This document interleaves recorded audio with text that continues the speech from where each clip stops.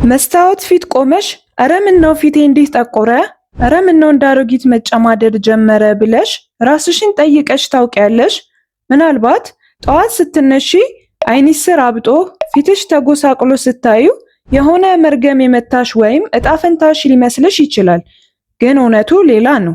ዛሬ የምነግርሽ ነገር ምናልባት ሊያስደነግጥሽ ይችላል። ምክንያቱም በየቀኑ ሳታውቂው ውበትሽን በገዛ እጅሽ እየቀበርሽው ነው።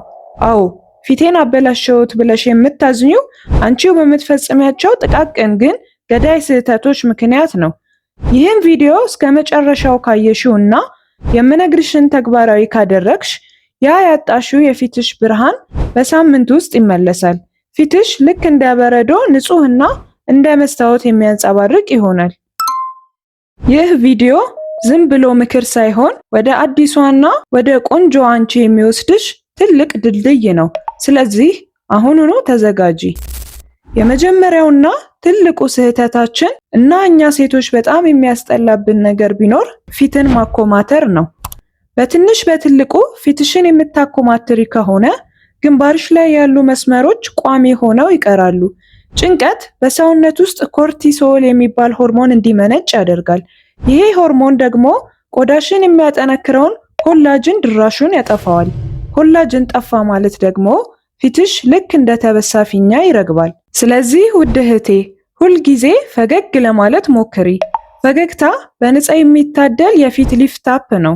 ጥናቶች እንደሚያሳዩት በቀን 15 ደቂቃ መሳቅ የፊት ጡንቻዎቻችንን በማነቃቃት ወጣት እንድንመስል ያደርጋል።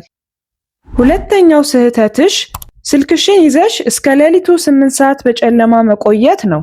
አዎ አንቺን ነው የምልሽ። በጨለማ ስልክሽን ስታይ ከስክሪኑ የሚወጣው ሰማያዊ ብርሃን ብሉ ላይት በቆዳሽ ላይ የሚያደርሰው ጉዳት ከቀኑ 6 ሰዓት ፀሐይ በላይ ነው። ይሄ ብርሃን የቆዳሽን ሜላቶኒን ሆርሞን ያዛባል። በዚህ ጊዜ ቆዳሽ ራሱን የማደስ እድል አያገኝም። ሳይንሳዊው የቆዳ እድገት ሴል ተርኖቨር ይባላል። ይህም ማለት ቆዳሽ የሞቱ ህዋሳትን አስወግዶ አዳዲስ ህዋሳትን የሚተካበት ሂደት ነው። ይህ የሚሆነው ደግሞ አንቺ ተኝተሽ ስታርፊ ብቻ ነው። አንቺ ግን ቲክቶክ ስታይ ካደርሽ ፊትሽ ልክ እንደ ዞምቢ መገርጣቱ አይቀርም። ስለዚህ ለፊትሽ ብርሃንና ለውበትሽ ስትይ ከመኝታ ሰዓትሽ 1 ሰዓት ቀድመሽ ስልክሽን አጥፊ። በሶስተኛ ደረጃ የምነግርሽ ነገር ምናልባት ትንሽ ሊያስቅሽ ይችላል። እሱም ውሃን እንደ ጠላት ማየትሽ ነው። ብዙዎቻችን ቆዳችን ሲደርቅ ወዲያው ክሬም ለመቀባት እንሮጣለን። ግን ውስጣችን ደርቆ ውጭ ላይ ክሬም መቀባት የደረቀን ዛፍ ቅጠሉ ላይ ውሃ እንደማርከፍከፍ ነው። ዛፍ የሚለመልመው ከስሩ ውሃ ሲያገኝ ነው። አንቺም ቆዳሽ እንዲፈካ በቀን ቢያንስ 3 ሊትር ውሃ መጠጣት አለብሽ። ውሃ ካልጠጣሽ ቆዳሽ ልክ እንደ ቂጣ ይደርቃል፣ ይሸበሸባል። ከዚያም ገና በ20 ዓመትሽ የ50 ዓመት አሮጊት ትመስያለሽ።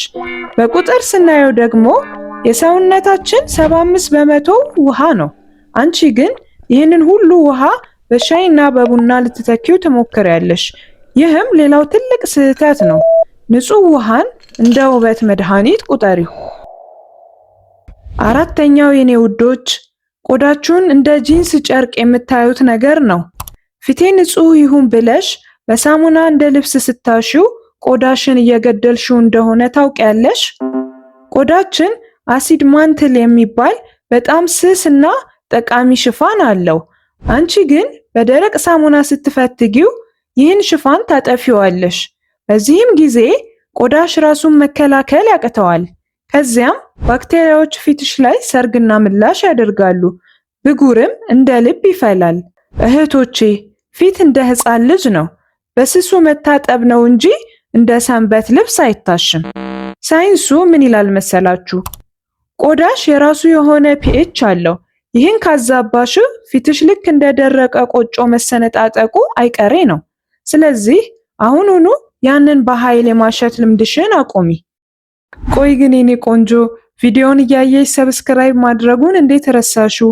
አሁኑኑ የሰብስክራይብ ምልክቷን ተጫኝና የቢዩቲ ዊዝ ሚሚ ቤተሰብ ሁኚ። ምክንያቱም እዚህ ቤት ውበትሽን ብቻ ሳይሆን በራስ መተማመንሽንም ጭምር ነው የምንገነባው።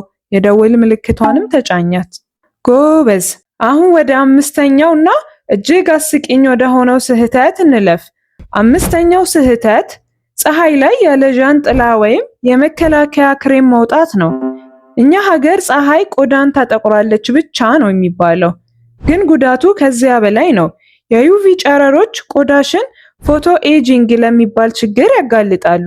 ይህም ማለት ያለ ዕድሜ ማርጀት ነው። ፀሐይ የቆዳሽን ዲኤንኤ ስለሚጎዳው ጥቁር ነጠብጣቦችና ጠቋጠቆዎች እንዲወጡብሽ ያደርጋል።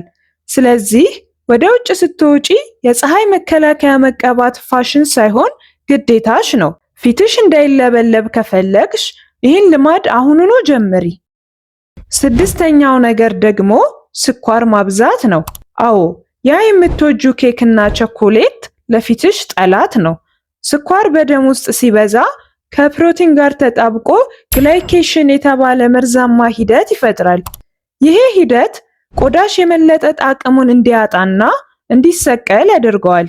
ጣፋጭ በበላሽ ቁጥር ፊትሽ ላይ የሚወጣው ብጉር ቆዳሽ እባክሽ አቁሚ እያለ እንደሆነ ተረጂ። በቁጥር ስናየው ከመጠን በላይ ስኳር የሚመገቡ ሴቶች ከማይመገቡት በ10 ዓመት በልጠው ይታያሉ። አንቺ የትኛው ወገን መሆን ትፈልጊያለሽ? ሰባተኛው ስህተት ስለ ፀጉርሽ ነው። ብዙዎቻችሁ ፀጉራችሁን በሙቅ ውሃ ትታጠባላችሁ። ይህ ፀጉርሽን እንደ ጭድ እንዲደርቅ ያደርገዋል። የፀጉርሽ እድገት 3 ደረጃዎች አሉት። እነሱም አናገን፣ ካታገን እና ቴሎገን ይባላሉ። ፀጉርሽ እንዲረዝም ከፈለግሽ አናገን ወይም የእድገት ደረጃውን መጠበቅ አለብሽ። ለዚህ ደግሞ ሙቅ ውሃ ሳይሆን ለቀቅ ባለ ወይም በቀዝቃዛ ውሃ መታጠብ አለብሽ።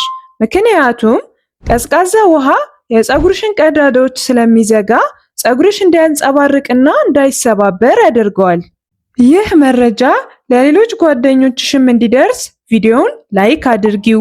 ያንቺ ላይክ እኔን ትልቅ ብርታት ይሰጠኛል። ወደ ቀጣዩ በጣም ወሳኝ ነጥብ እንሂድ። ስምንተኛውና የመጨረሻው ግን ትልቁ ስህተት ማታ ፊትሽን ሳትታጠቢ መተኛት ነው። በቀን ውስጥ የዋለ ሜካፕ፣ አቧራና ላብ ፊትሽ ላይ ተደራርቦ ቀዳዳዎችን ይዘጋቸዋል።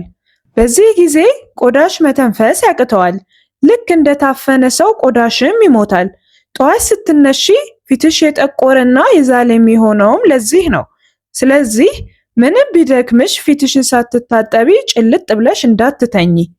ይህንን ካደረግሽ በአንድ ወር ውስጥ ፊትሽ ልክ እንደ መስታወት ማብራት ይጀምራል። ውድ የቻናሌ ቤተሰቦች ዛሬ የተነጋገርንባቸውን 8 ነጥቦች ቀላል ቢመስሉም ውጤታቸው ግን እጅግ አስገራሚ ነው።